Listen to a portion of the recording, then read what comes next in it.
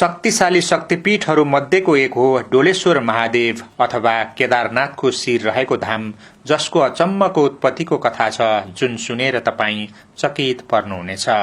महादेवको अर्को रूप हो केदारनाथ, जसको शरीर भारतमा रहेको छ भने शिर नेपालमा रहेको किम्वदन्ती छ। यसको अत्यन्तै रोचक र रहस्यमय उत्पत्तिको कथा छ जुन पुजारीको मुखबाट सुन्नुहोला। यहाँ भारतीय भक्तजनहरूको ओइरो लाग्ने गर्दछ, किनभने भारतमा रहेको शरीरको मात्र दर्शन गर्दा पूर्ण दर्शन नहुने र यहाँ रहेको शिरको दर्शन गरेपछि मात्र पूर्ण दर्शन हुने मान्यताका कारण उनीहरू यहाँ अनिवार्य आउने गर्दछन्। यहाँ पूजा आराधना तथा दर्शन गर्नाले मनोकामना पूरा हुने जनविश्वास रहेको छ। यो डोलेश्वर महादेवको मन्दिर 5000 वर्ष पुरानो मानिएको छ। यहाँ विशेष गरी हरेक शनिबार भक्तजनहरूको भीड़ लाग्ने गर्दछ।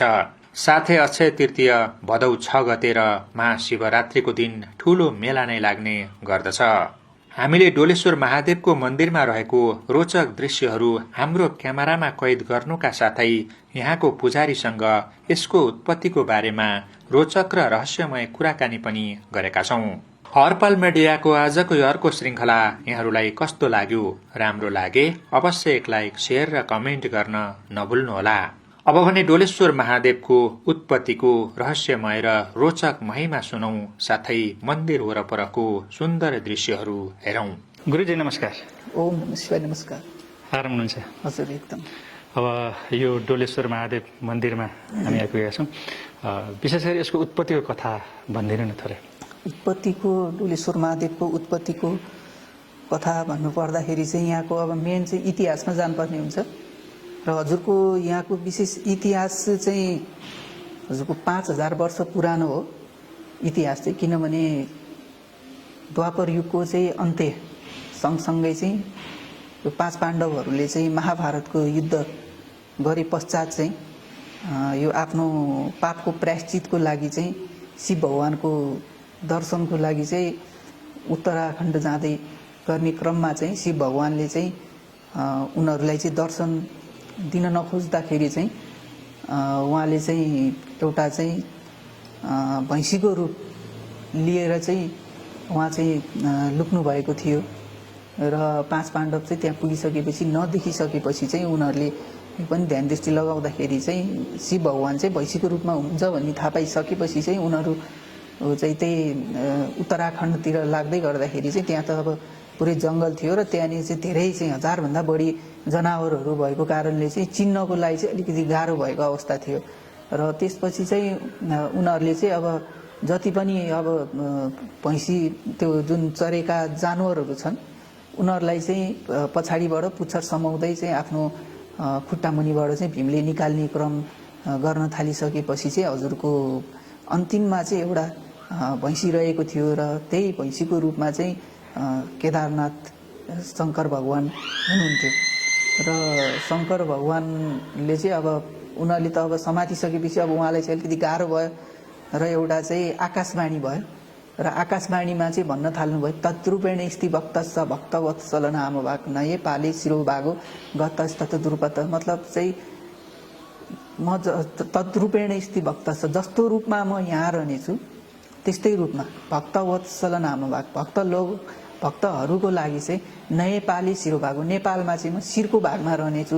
गतस्तत द्रुपद, त्यही गएर चाहिँ मेरो शिरको दर्शन गर्नु भनेर चाहिँ उहाँले चाहिँ जुन भैँसी रूपी शरीर थियो त्यो शरीरलाई चाहिँ उहाँले चाहिँ अलग्याइदिनु भयो, छुट्याइदिनु भयो र शिर चाहिँ जमिनमा धसिदिएर चाहिँ हजुरको यहाँ नेपाल पशुपति क्षेत्र अन्तर्गत भनेर चाहिँ जुन शिवपुराणमा उल्लेख छ त्यो पशुपति क्षेत्र अन्तर्गत भन्नाले चाहिँ हाम्रो भक्तपुर जिल्ला जुन छ यहाँ सूर्यविनायक नगरपालिका, यहाँनिर डोलेश्वर महादेवको रूपमा चाहिँ यहाँ विराजमान हुनुभएको छ। यसरी चाहिँ हजुरको केदारनाथको उत्पत्ति भएको हो।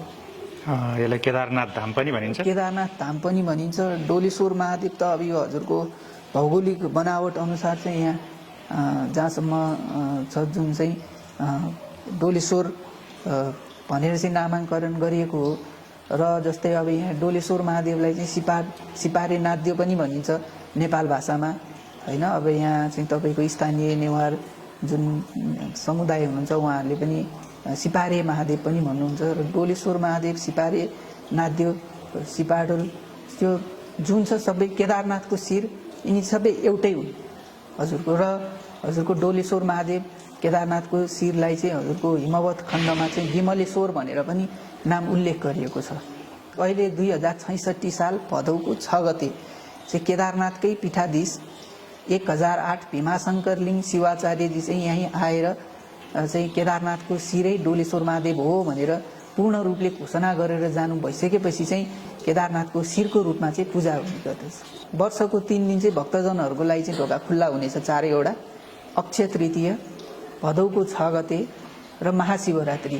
यो 3 दिन चाहिँ भक्तजनहरूको लागि चाहिँ पुरै ढोका खुल्ला हुन्छ र सबैजना चाहिँ यहाँ आएर भगवानलाई स्पर्शसहित दर्शन गर्न सक्नुहुन्छ भने हजुरको प्रत्येक वर्ष श्रावण महिनामा यहाँ 38 दिनको कार्यक्रम हुने गर्दछ। त्यति बेला चाहिँ विशाल मेलै लाग्दछ। त्यति बेला चाहिँ हजुरको अरू बार चाहिँ सामान्यतया मान्छे आइरहन्छन्। यहाँ भक्तजनहरू आउने जाने क्रम भइरहन्छ। शनिबार चाहिँ अलिक धेरै भिड हुन्छ यहाँ। सोमबार भयो, शनिबार र प्रत्येक यो अब छुट्टीको समयमा चाहिँ यहाँ भिडभाड बढी हुन्छ। अब महादेव भएको कारणले गर्दा सोमबार बेसी हुन्छ होला। सोमबार पनि हुन्छ, शनिबार धेरै हुन्छ यहाँनिर चाहिँ हजुरको, किनभने यो सार्वजनिक बिदा भएको कारणले चाहिँ शनिबार पनि यहाँ बढी भिडभाड लाग्ने गर्दछ।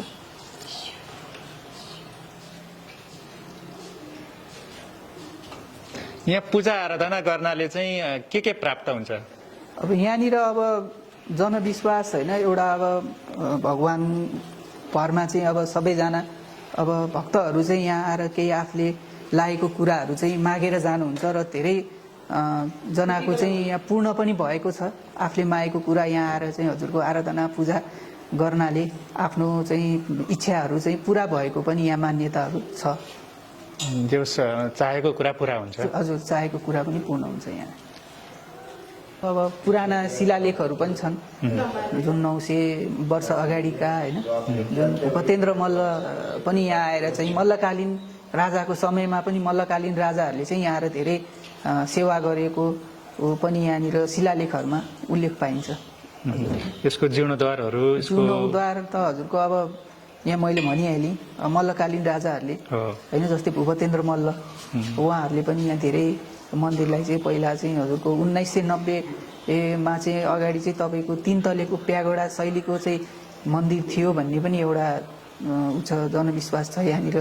इतिहास हेर्ने हो नि, त्यो चाहिँ 1990मा चाहिँ भूकम्प आएपछि चाहिँ त्यो भत्किसकेपछि 2006 सालमा चाहिँ यहाँ गुम्बज शैलीमा बन्यो हजुरको। र गुम्बज शैलीको जुन मन्दिर थियो त्यो चाहिँ 2072 सालको चाहिँ विनाशकारी भूकम्पले चाहिँ क्षति भइसकेपछि फेरि चाहिँ यहाँनिर पुनर्निर्माण चाहिँ भइरहेछ प्यागोडा शैलीकै रूपमा।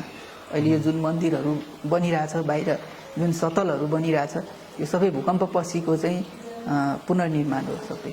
जस्तो कि यहाँ दर्शन गर्न चाहिँ विशेष गरी भारतीय भक्तजनहरू बेसी देखिन्छ हो? अहिलेको समयमा भारतीय भक्तजनहरू चाहिँ असाध्यै आउनु भएको छ, किनभने अब पहिला अलि प्रचार अलिक कमै थियो र यहाँको चाहिँ बाटोहरू पनि त्यति राम्रो थिएन। र अहिले चाहिँ तपाईँको केही वर्ष यता चाहिँ यहाँ आउने जुन बाटोहरू छ त्यो पनि राम्रो छ हजुरको।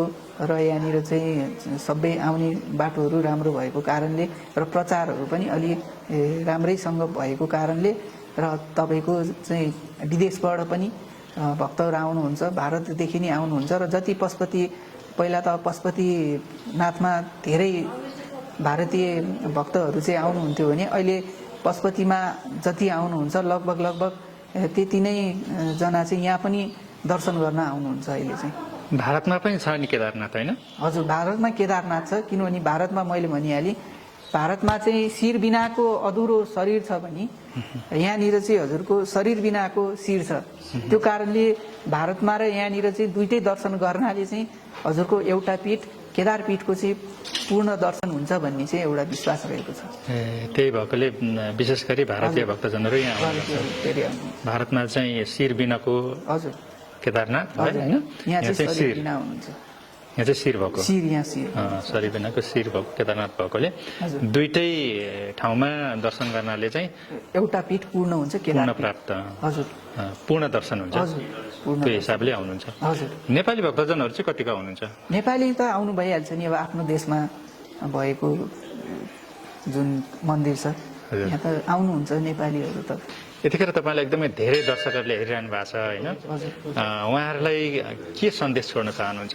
अब भक्तजनहरूलाई अब जति पनि यहाँ हेरिरहनु भएको छ यो च्यानल हजुरले यहाँ सुनिरहनु भएको छ हेरिरहनु भएको छ हजुरहरू अब देश तथा विदेशमा हेरिरहनु भएको छ सबैजनालाई चाहिँ केदारनाथको शिरडोलेश्वर महादेवमा चाहिँ आएर एकचोटि दर्शन गरिदिनु हुन अनुरोध गर्दछु। किनभने यो नेपाल भूमिमै एक त रहेको कारणले आफ्नो भूमिमा भएको चाहिँ साक्षात भगवानहरूको चाहिँ दर्शन गर्नाले चाहिँ आफ्नो इच्छाहरू पनि पुरा हुने कारणले गर्दाखेरि चाहिँ यहाँ आएर चाहिँ एकचोटि केदारनाथको शिर डोलेश्वर महादेवमा चाहिँ दर्शन गर्न हुन चाहिँ अनुरोध गर्दछु। हस्, यहाँको एकदमै महत्त्वपूर्ण टाइम दिनुभयो, धेरै धेरै धन्यवाद। हजुरलाई पनि धेरै धेरै धन्यवाद, धेरै धेरै धन्यवाद र सबैजनालाई चाहिँ ओम नमः शिवाय, ओम नमः शिवाय, ओम नमः शिवाय।